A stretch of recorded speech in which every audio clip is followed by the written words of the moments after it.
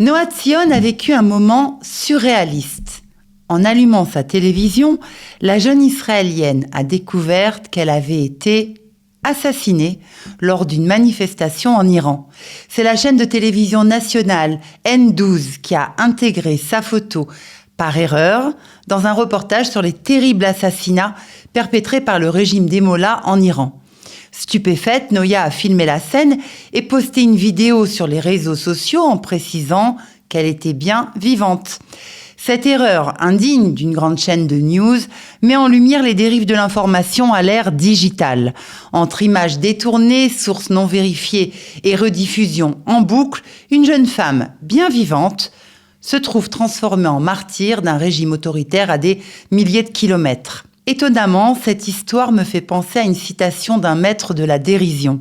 « Je ne crains pas la mort, mais quand elle se présentera, j'aimerais autant être absent », dit Woody Allen pour traduire ce dialogue constant, intellectuel et anxieux qu'il a toujours entretenu entre son amour pour la vie et son attirance-répulsion pour la mort.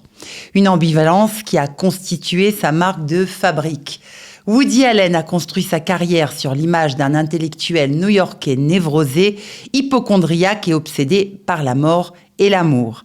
À travers ses films, il met en scène ses angoisses pour mieux apprivoiser ces sujets qui l'obsèdent. Ces bons mots traduisent d'ailleurs ces névroses qui prennent une tournure presque joyeuse. Je vous en livre quelques-uns que j'ai trouvés délicieux. Je ne sais pas ce qui m'inquiète à propos de la mort, sans doute les horaires. Je préfère l'incinération à l'enterrement et les deux un week-end avec ma femme. Vieillir ne me dérange pas, car c'est le seul truc qu'on ait trouvé pour ne pas mourir jeune.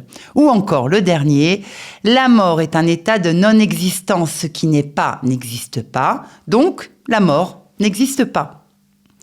Issu d'une famille d'immigrants juifs russo-autrichiens, Alan Stewart Königsberg naît en 1935 à New York, dans le Bronx, puis grandit à Brooklyn. Son père, Martin Königsberg, est alternativement graveur joaillier, chauffeur de taxi et serveur chantant dans une brasserie proche, tandis que sa mère, Nettie Cherry, tient la caisse chez un fleuriste à Manhattan. Il étudie à l'école juive pendant 8 ans avant d'aller à l'école publique et décide de changer son nom en Woody Allen à 16 ans quand il commence à rédiger des gags pour des chroniques dans différents journaux de Broadway. Puis il écrit pour la radio, la télévision, le théâtre, le cinéma. Très vite, il devient humoriste dans divers clubs, puis le célèbre réalisateur que l'on sait.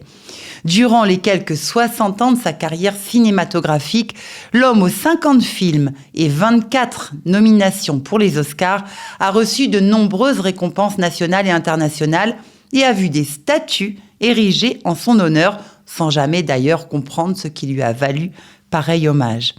Enfin, ces films ont été mis au programme d'écoles et d'universités dans le monde entier.